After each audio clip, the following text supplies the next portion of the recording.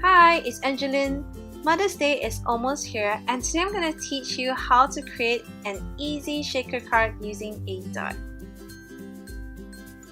So I've already stamped and colored this new stamp called Best Part of Me by Angie Blom, and it's so beautiful. I am obsessed. So for your shaker card, you need a window frame, and here I've just created a simple piece using my nesting dies here.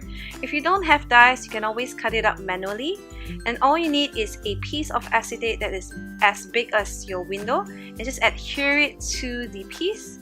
And now we are going to create the border for the frame. I'm just doubling up my foam tape here and just cutting it into size that it will fit into my frame.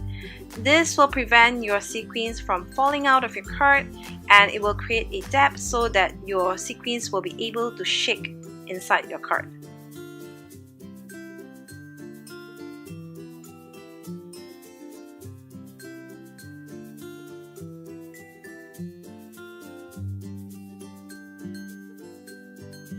Next, I'm grabbing some Unity stamp sequins here to fill out my card. I love these sequins because it's flat and it won't get stuck inside, and they have such pretty colors too.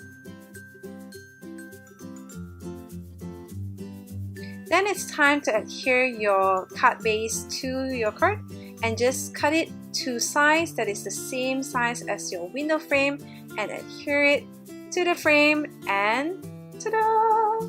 Your shaker card is done.